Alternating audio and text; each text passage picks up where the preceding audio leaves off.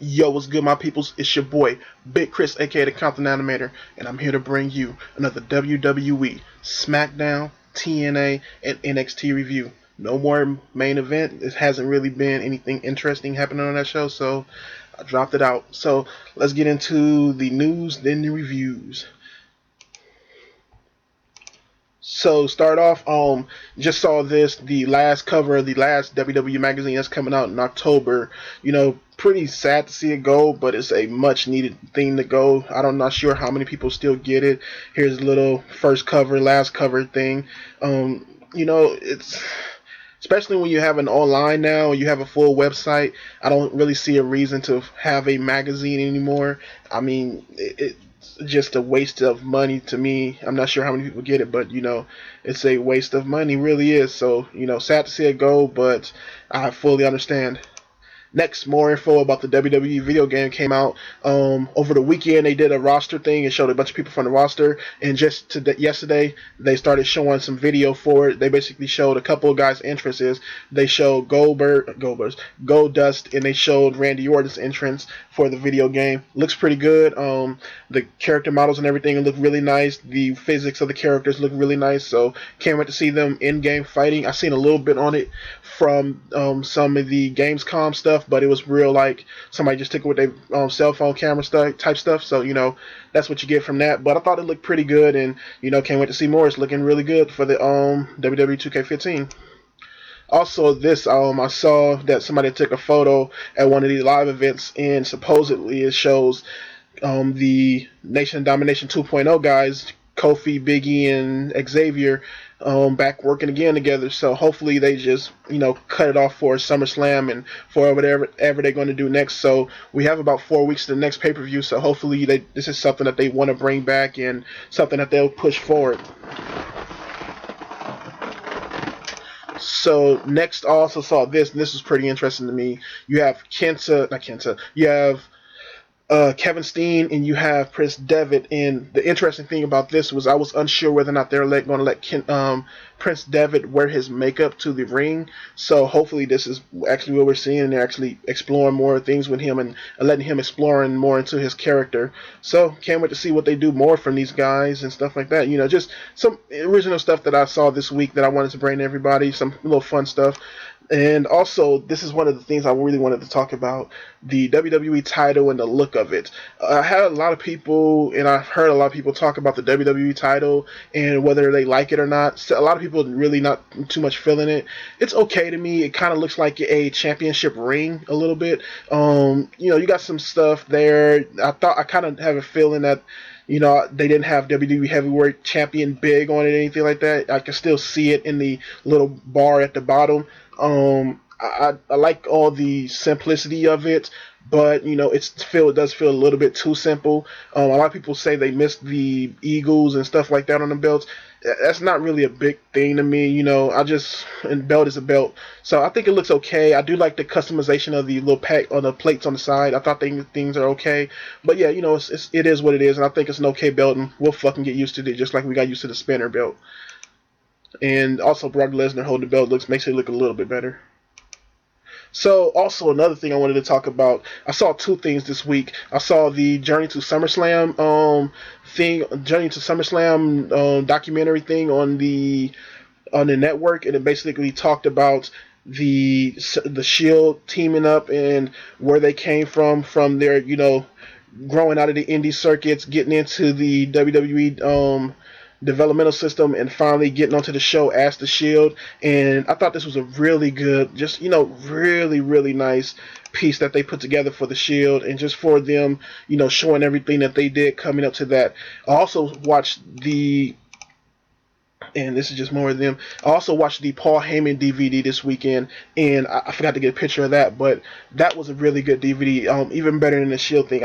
They put more into the Paul Heyman DVD, but if you really want to watch a great DVD, watch the Paul Heyman DVD. It had a lot to it, a lot to talk about with Paul Heyman, and I thought it did a really good job of just explaining everything about his career and going through and giving facts about everything that he did. I also thought it did a really good job of giving like a kind of controversial side to him with the whole stuff with Stephanie McMahon and how he dealt with ECW failing and stuff like that. I thought that was some really good stuff with the Paul Heyman DVD. So go check it out. It's called My Name is Paul Heyman. I think that's the name of it.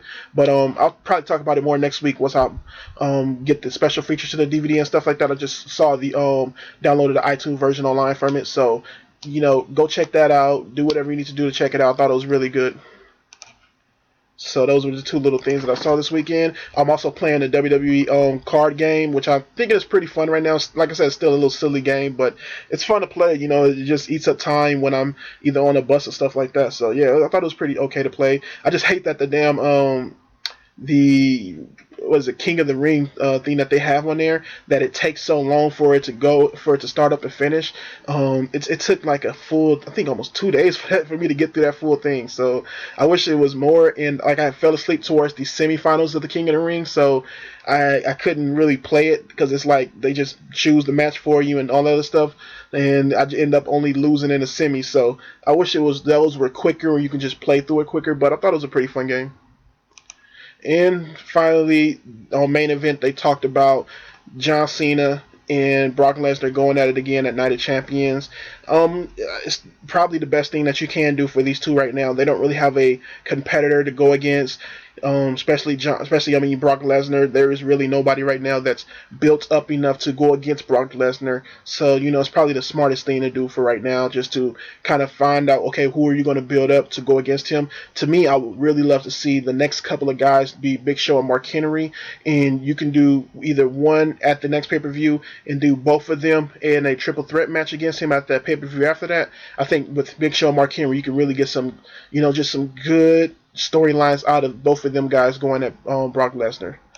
And finally, we get on to the first review, which is NXT, which happened on the 21st of August 2014. And you start off with the tag team title tournament. Say that 3 times fast. And you start off with Enzo and Cass coming out. They do their whole stick, the soft stuff and their whole little thing. I'm tripping how they say their little intros thing like the Road Dogs do, but they do their own little thing. And then you get the Vaudevillains who come out, really nice entrances as well. And they get into the match. You start off with Cass getting most dominance over the Vaudevillains. I mean, not Cass. Yeah, Cass getting most dominance over the Vaudevillains. Then you get Enzo, who gets thrown into one, really nice, goes over the dude and stuff like that. And then it ends up with Enzo trying to get a splash onto him, but gets gets caught up, and then they finishers onto Enzo, and that's the end of the match. Vaudevillains pick up a clean win. After the match, you get the Legionnaires who come out, grab Enzo, cut off a piece of his beard, and you have him laying down flat on the ground and stuff like that, just trying to figure out what the fuck just happened. I thought the match was okay. I just wish that they would have went more into the stuff where Enzo and Cass and the Legionnaires actually come in, interfere in the match, or kind of give a good distraction to the match.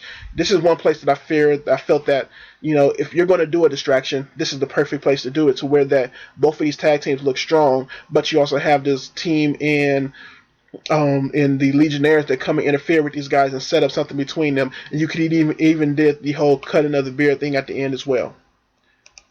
So now you have the Vaudevillains who's going on to the finals of the tournament, or the semifinals, however they want to say it, of the tournament.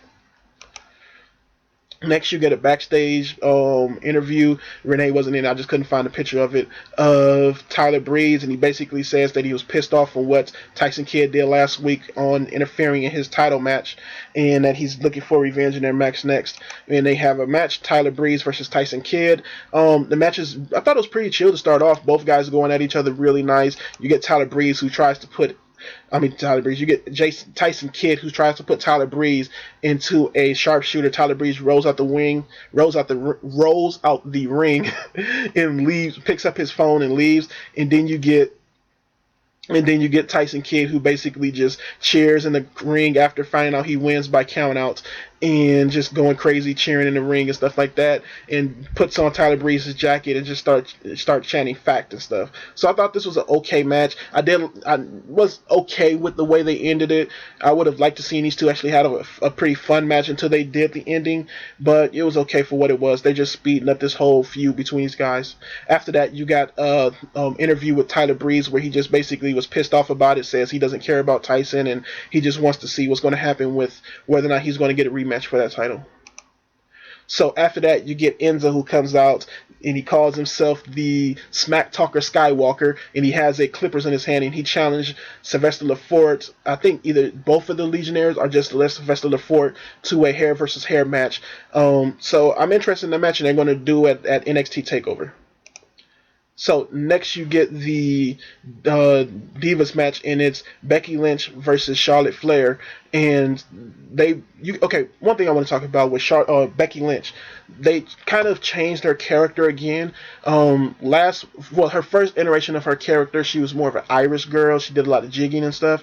Then she came out as, they kind of simplified that character. They still played up on the Irish gimmick, but it was more simplified. Then she came out a couple weeks ago as this kind of Irish rocker chick that she was playing, and now she's like fully going into the rocker stuff with the screaming and the head bobbing and stuff like that, kind of a death metal type or like a headbanger type girl.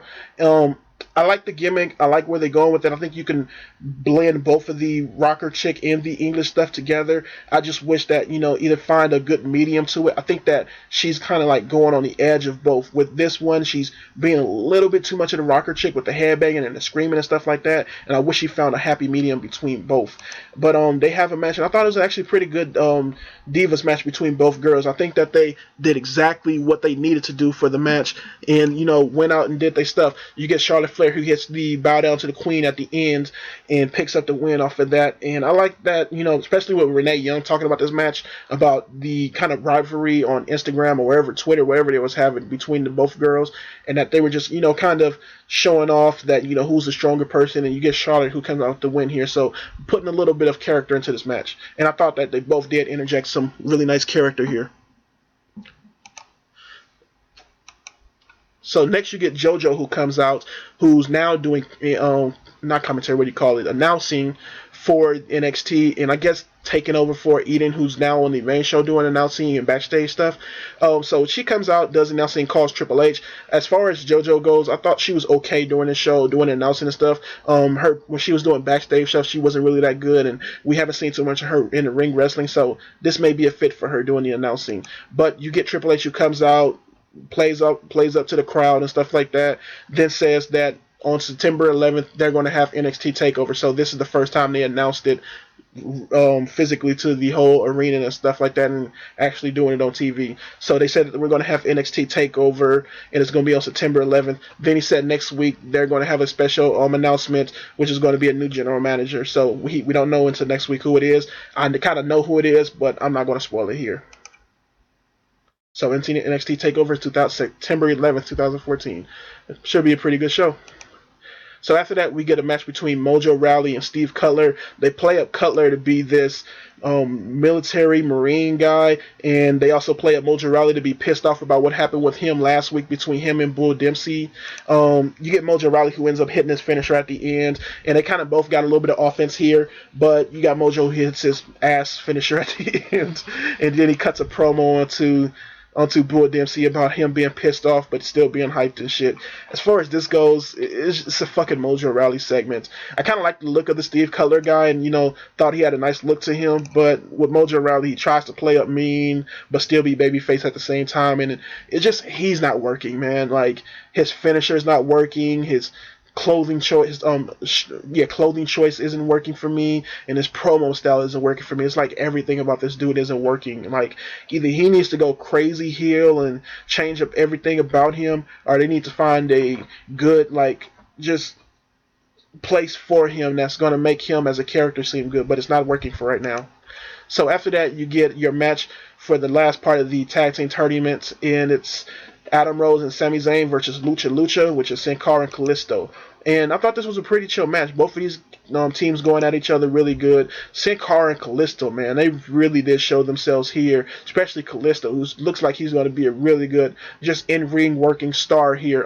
We haven't really heard him too much on the mic, but he's looked like he's going to be really good. And I thought Sami Zayn did a good job in this match too. Adam Rose did okay. He kind of fucked up a couple things here and there, but it was an okay match for all guys. And you get Kalisto, who did his finishing move. Then you get what's his name? Sin Cara, who does his flip, and that finishes the match. So I thought this was a pretty good match here, and you got everything that needs to go down, and now you have Lucha, Sin Cara, and Kalisto in the finals for the tournament, and they're going to be facing the Vaudevillains to see who goes on to NXT TakeOver to take on the Ascension.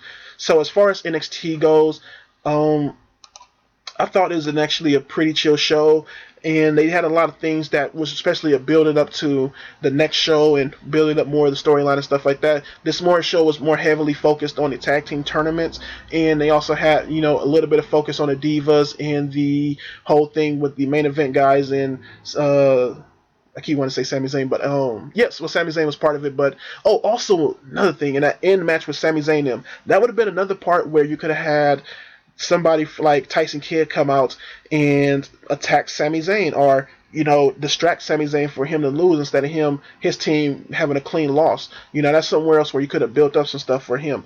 But I thought some good things happened, and you had, like I said, the part with Tyson Kidd and what's his name? Tyler Breeze. So I thought that was an okay segment and stuff like that. So as far as the show goes, I give it a B minus, probably a B. But I thought this was an okay show for NXT. So next you get TNA, and that happened on the 20th of August 2014. And the first thing I could talk about here is Bully Ray. So supposedly, I didn't talk about this last week because I wanted more confirmation onto this, and it seems like everybody is confirming onto this, and it's that Bully Ray has his contract that is expiring, expiring, or whatever you want to say. It's going to be gone by the end of this week, and looks like there's going to be no more Bully Ray in TNA. So, it's kind of shocking. I think he is their main babyface or heel on either side. He's their main guy in TNA, and looks like he's going to be gone. And also, he's in this tournament I'm going to talk about a little bit later for the tag team titles, and it looks like he's not going to be able to finish that out. So it's going to be interesting where they see what they go from with him, and if he's going to stay with TNA or he's going to try to find something else, another avenue for himself.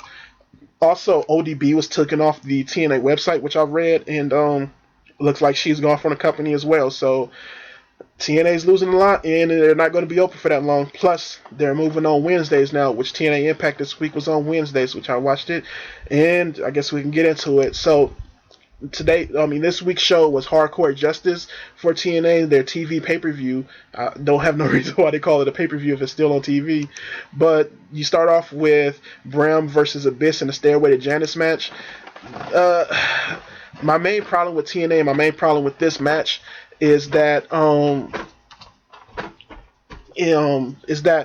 this is just another fucking hardcore match, and the whole feud between Bram and Abyss has been hardcore matches, and this one was the same thing, and it felt just kind of there. I thought there were some spots that were good, like Abyss and both Bram being thrown into these boards with barbed wire on them. I thought that was really nice, and then you get the ending where Bram pulls down Janice off the chain or wherever it's hanging from and hits Abyss into the gut with it, which is a horrible spot because it doesn't even look like it hurts at all. But I thought it had at least one spot that was good, and the rest of the match was just very mediocre to me. So next you get a in-ring segment, a promo segment with EC3 versus Rhino, and EC3 is just pissed off about all the things that have been happening with him and his auntie and stuff like that, and he blames Rhino for a lot of it. Rhino gets pissed off, and they start to fight and have a big old brawl until EC3 just beats the shit out of him. So I thought EC3 was good here. Rhino was horrible on the mic, and it was one part where he was fighting with him, and Rhino just like falls out of the ring out of nowhere. And I was like, what the fuck is going on? But I thought EC3 looked good here, and he's like one of the only persons on TNA that I'm actually thinking, okay, that person looks good, and everything that he's doing is good. So hopefully they can find some direction for him in soon, because it looks like he's just like being stale and going nowhere. But he's a good character, and he's a good person, like on the ring and on the mic. So hopefully they find something for him. Next, you had another hardcore justice match, and it's your X Division title that's on the line versus your champion Samoa Joe versus the challenger Low Ki. And I thought this was actually a really fun match. Both guys just really went at it in this match and really did a lot of things here. It got slow towards the end, and you get Samoa Joe who picks up the win with his finisher. But I thought these guys had a pretty fun match here, and they did exactly what they needed to do. I just wish that it got more time. It only got 8 minutes, and this is a match that you can most definitely put 2 segments in and really get these guys going at it and building up some hype for it. You got some "This is awesome" chants from the crowd, but that was just because, they're seeing a lot of stuff, and it's a New York crowd that's just happy to be there. But, most definitely this match could have been a lot better, and just if TNA gave them some time and gave them time to play this up and really play to this match, and I thought it was the best match on the show, they could have really had some fun with this. Next, you get an I Quit match, which is Samuel Shaw versus Mr. Anderson, and I didn't really like this match at all. Just really slow, really nothing happening, and Mr. Anderson ends up winning the I Quit match with a fucking arm bar, or whatever the fuck you call this move, arm lock or shit, and just you get Samuel Shaw to say "I quit" to that move, and it's just like, this whole storyline is just going nowhere to me. And I remember from earlier in the year where they had the Samuel Shaw versus Anderson storyline, and just this whole storyline is really doing nothing for me. And you get Gunner who comes out at the end to try to break shit up and shit. So yeah, it just, oh man. So after that, you get Team 3D and the Hardys who are in the back talking to each other, and they're trying to I guess they're coming up with this new idea. Then they come out to the ring and they say that they have something special to say, and they want a type of match, and they need the tag team champions, which is the Wolves, to come out, and they start saying that they want to face each other and stuff like that. It's going to be a crazy idea that they got coming up, and they're going to face each other. So they never really said what the fucking idea was and what they were going to do. They just agreed that they're going to fight each other one day. So we end up finding a little bit later that it's going to be a triple threat tag team match, and it's going to be all 3 teams going against each other, and it's going to be a series. So whoever wins 2 matches wins the titles, and the winner of each match gets to pick the stipulation for the next match. So interesting to see what they're going to do here. And also, I'm not sure if they're going to be able to finish this, because one of the Wolves has a broken leg, and also Bully Ray seems not to going to be here for the next set of taping. So it's going to be interesting to see where they go with this with TNA in this whole tag team division, because they're going to have a lot of problems coming up. So next you get a taped segment, I guess you can call it, with one of the announcers. I don't know who this dude is. I know who he is, but I just can't remember his name right now. And you get Dixie Carter, and they're sitting on Dixie's bed and talking about how she broke her back and her whole little going through the table with Bully Ray. And they play a sad music through the whole thing and showing x-rays of her back and stuff like that. And it ends with her yelling, telling the dude to leave. It kind of felt like they were playing her up as a babyface here. She says that she's going to be back and stuff, but, they were playing sad music and making it feel like you need to have sympathy for her and stuff like that. I didn't really care for this segment at all. If she's the heel boss lady and stuff like that, having her go through the table should have been the end of it, and that should have been the last that we've seen from her for a while. And she was only off TV for like a week, so it is what it is, but I didn't care for this at all. Next, you get the knockouts match, or like I call it, the hookers match, because these girls look like, well, not Gail Kim, I think, especially the beautiful people, they fucking look like street women, man. But you get the match between these 2 girls, and I actually thought they had an okay match here. I thought that Gail Kim really worked the shot of this match, and she was the main person that was just trying her damnedest to get this match going. It gets this one little nice spot where what's the chick's name? Madison Rain, or whatever her name is, she hits her beauty shot, or however she calls it, into the chair, knocking into Gail Kim, and then Gail Kim hits a Samoan drop, which looked like that, onto a chair with Madison Rain on her back. So I thought that was a pretty good finish for the match, and I thought they had an okay match. My main problem with this match, though, was was Velvet Sky and her interference into this match, and just I don't think I have a picture of her, but Velvet Sky and her interference into this match, I thought that she really added nothing to the match, and that she was just there to kind of take up for what Madison Rayne couldn't do. But I think that Go Kim could have held up the match on her own. It really worked with Madison Rayne. She didn't really need Velvet Sky. And also the referee, man, he wasn't doing any type of good counting at all. Like every time they was down, you barely hear him count to 10 or anything. I thought that he was a major problem in this match too. Fucking Earl Hebner. So yeah, it was what it was. And finally, you have your final match was your Hardcore Justice six sides of steel match, and it was Bobby Roode, Gunner, Austin Aries, Magnus, James Storm, and Eric Young going up to try to see who's going to face Lashley for the title. First, you get Lashley, or I like to call him MLK Lashley, Kenny King, and MVP come out. You get MVP that comes out and he starts talking up Lashley, saying that Lashley helped him out because he got his leg injured, and Lashley took the spot for him, and saying that none of these guys are going to do anything into, even if they do win this match, they're not going to be able to beat Lashley, and all these guys have tried to beat him, but nobody else will beat him. So I thought it was a pretty good promo segment from MVP. I don't think the talking part was really that great because it felt like he was trying to figure out something to say, but he was most definitely drawing heat from what I heard. That wasn't canned heat, but he was most definitely drawing heat from the crowd, and I really thought that, he tried some really nice stuff here. I just wish that they would have had something, more legit for him to say here. I thought that, it wasn't really, really impactful, everything that he was saying here. So you get into the match, and it was just a bunch of shit happening, and a lot of places looked like they were just straight set up to just be spots, like the big triple suplexes on either side of the cage. They just looked like big spots here, and you just have the guys going at each other. I thought there was some okay spots in this match, but nothing really too crazy, and it finishes with Eric Young and Bobby Roode coming down on each side of the cage and getting out of the cage at the same time, which they had to cut to make it look like they got out at the same time. But supposedly you're going to have them face each other next week to see who's going to go against Lashley.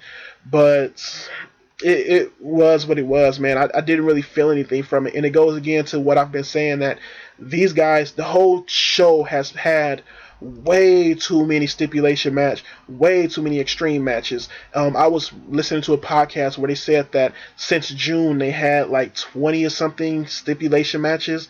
And like for 6 weeks, man, that's a lot of fucking stip matches. Like, just like 2 per show and shit. So yeah, it's been a lot of stipulation matches. This, like, I think like at least not 22, but probably like 15 of them. But there's at least 2 every show, and WWE barely has 1 per every a couple of shows and shit. Not even that. So as far as this show goes, I give it a C minus, or you know what, I give it a C, a straight C. I thought it was an average show, and it didn't really do anything to take down my excitement for any of the TNA stuff, and it didn't really do anything to bring anything up, so it's pretty average to me. So finally, we have WWE SmackDown, which happened on the 22nd of August 2014, and that starts off with Randy Orton coming out, basically saying that Roman Reigns, he still wants to fight him. Roman Reigns may won that battle, but he hasn't won the war yet, and he starts talking shit about him and RVD and saying he's going to take him on. So the beginning promo from here was pretty bland. Really nothing that came out of it. I was just, okay, Randy Orton. He really said nothing here. Next, you get him and Seth Rollins, who shake hands when Seth Rollins starts coming down to the ring, and you get a match between Seth Rollins and Jack Swagger. Their match was okay here, just basically Seth Rollins, which supposedly something between them and a backstage segment happened on main event. Still really wasn't anything to make me watch main event, but they get through that backstage segment, they go at each other in this match, and I thought, Swagger looked really nice here, putting on the ankle lock on the Seth Rollins all through the match and stuff like that, and trying to get him to tap. You have Seth Rollins, who did look nice here, just getting Jack Swagger off his game and throwing him over places. He gets back in the ring and tries to go for a count out, does the curve stomp onto him, and while Jack Swagger's trying to get in the ring, gets hit with the curve stomp and he falls back out, and then you get counted out, and Seth Rollins ends up picking up the win there. So after that, you get Bo Dallas, who comes down to the ring, and and Bo Dallas basically says that Swagger, I keep want to say Ziggler, but Swagger has felt the USA, and now he's failing a lot of other people, and that he just needs to leave. So I thought it was pretty funny to have him come out there and kind of relish in the fact that Swagger is getting all these losses and stuff like that. It's drawing him a little bit of crowd heat, but it's also getting him on TV. So nice to see that they're trying to do something with Bo Dallas, and maybe this could be a feud between him and Dallas, and let Swagger kind of get some heat and go over on him to get back to a win spot. So I thought that was pretty chill. Next, you get a match between Sin Cara and Rusev for like the 15th time. But I thought they had an okay match here. You had Sin Cara come off and do a lot of moves. Kind of got some nice little pops from the crowd here. And you get Rusev, who finishes off with the Alculate. And then Lana comes in, cuts a promo on America and talking shit about them and how they won at SummerSlam and stuff. Then you get Mark Henry, who appears on screen and just like, I thought I told you to shut the fuck up. And like the look on Lana's face was just priceless. Just how she was just like, oh shit, not him again. Like she was all flustered and shit like that. So he gets in the ring, they back out, they leave and stuff like that. And he's basically saying, what the fuck are you leaving for? Get in here, fight me. And Lana starts screaming at Mark Henry, and he's telling her that he's telling Rusev that, do we need a woman to talk for her, and if you a man, come fight me like a man, and shit like that. I thought this was ends part of it was very good, and it made Mark Henry look very tough and like something for Rusev to conquer over, because it made Mark Henry look like something that he may not be able to fight, because this is this big, strong, confident dude who doesn't need anybody to talk for him like a lot of his other wrestlers, and he knows what he's saying, and he's proven a lot of things, especially with all the guys he's put in his Hall of Pain. So, ex-champion as well. So very interesting to see where they go with this, and I'm very interested in this stuff. And so far, Rusev and Lana has, ever since their debut, have actually, been a kind of, low-key mid-card stars on this show. So interesting to see where they go from here. So, more of that.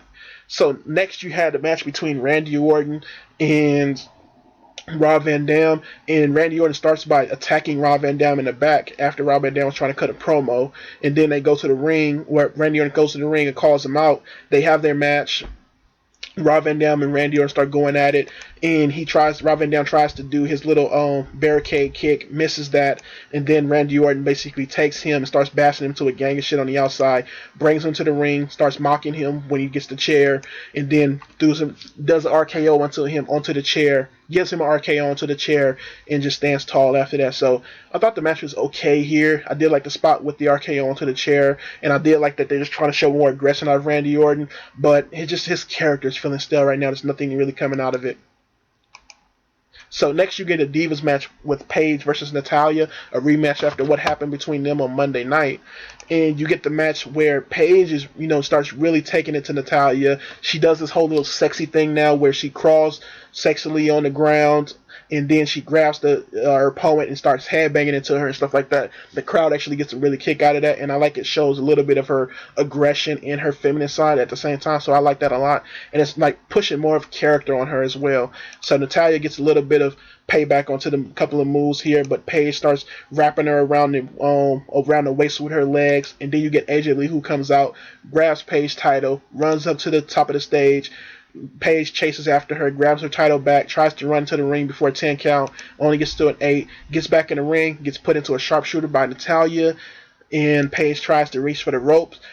AJ Lee comes back down, grabs her title, and just starts taunting her, and it ends up making Paige have the tap, and Natalya ends up picking up the win here by distraction from AJ Lee. So I thought this was a pretty chill match here between Natalya and Paige. It really did show a lot of their strengths in the ring, but also pushed up to the whole AJ Lee coming out and doing her thing. I'm not, like I said on my Raw review, I'm not a big fan of the whole, Paige and AJ Lee and all the stuff that they're doing with, a bunch of so many distractions to a win and stuff like that, or roll-ups to win and stuff. But I did think this was, as far as a distraction win goes, I do think that this was the best one that they've done. I just wish that they could find a way to get away from that type of match finish for these girls. And you have Paige kind of pissed off about it and crying about it.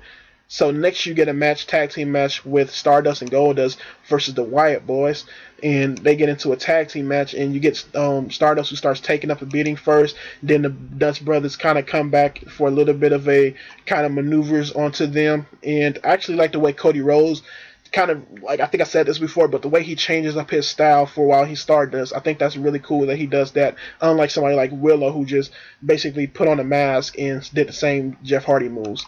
But you get them who really go at each other and just, taking out each other and stuff like that. And then you get a part where Stardust gets thrown to the outside, Goldust is thrown to the outside, and you get Luke Harper, who's pissed off, takes a chair, throws it at Stardust's back. Whether I think the ref didn't see it, I don't think so, but he throws a chair at Stardust's back. They put Goldust into the ring, and Goldust ends up rolling up.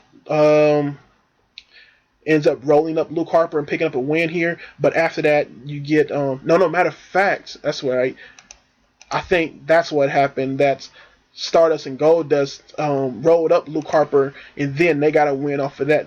Then they got thrown out to the outside, chair to Stardust's back. Sorry about that, but chair to Stardust's back, and pushed Goldust back into the ring, hit him with a bunch of clotheslines and smashes into the ropes, and then picked up a pretty big smash onto Stardust and Goldust. So pushing up more with these guys. Sad to see the Luke Harper and Eric Rowan pick up another loss, but nice to see them get a nice little beatdown segment onto the Dust Brothers. So now you get your final match, main event, with The Miz coming out. He had a little backstage segment with Kane where he just wanted another match with Dolph Ziggler and stuff, and then Kane ends up telling them no, he has a sequel with Roman Reigns for the night. So brings out Roman Reigns, and they go into their match. They go at it for a little bit. Miz doing this whole don't get hit in the face thing. You get Randy Orton, who comes out to try to intimidate Roman Reigns. Roman Reigns still going at the Miz and stuff like that. Randy Orton tries to get in the ring to intimidate Roman Reigns a little bit more. Miz takes that and starts beating down on Roman Reigns, but Roman Reigns comes back with a spear. 1, 2, 3, pins the Miz. Randy Orton, pissed off, jumps into the ring. They start going at each other. Get to the outside, beating down on the table and stuff. Randy Orton picks up a chair, gets back in the ring with it, starts beating up on Roman Reigns with the chair. Roman Reigns takes the chair from him, hits him in the back and in the gut with it, and then big Superman punch. Randy Orton falls off the ring. Roman Reigns stands tall, and that's how you end the show. So, as far as SmackDown goes, I thought it was a pretty average show. Nothing a lot to it. I did like the Divas match segment. I thought that was pretty cool. And I liked the Mark Henry Rusev end part, so I thought that was pretty good. Everything else was just a Randy Orton show and really didn't have any it really didn't have that much interest to me. I thought Roman Reigns looked good here. He had a promo early in the night backstage. I thought he did an okay job there. And the match itself was okay, made it look strong, but also gave Randy Orton a little bit of going in with it with Roman Reigns and stuff, and kind of going back and forth with each other. So, I would give it a straight C. I thought it was an okay show, pretty average, nothing much to it. So as far as wrestling this week goes, I thought Raw was probably the best show. I watched a couple segments from it again, and it had a little bit more better things to it, and I probably would raise my rate. I think I gave it a C for it, but Raw and NXT I thought did a really good job, especially Raw's last match, that match between Seth Rollins and Dean Ambrose is really good, and the way they're playing it up, like Dean Ambrose just left the hospital and stuff like that, it's really nice. So hopefully we get some good stuff coming up on Raw next week. And thank you for watching, people. Hit me up in the links down below. Like, comment, subscribe. Pretty long video, but, I had a lot to talk to and trying to fix my whole, just the way I'm going to do these videos from now on without main event, and still trying to figure out if I'm going to keep watching not NXT, but TNA every week. So thank you for watching, people. Keep watching wrestling. Peace.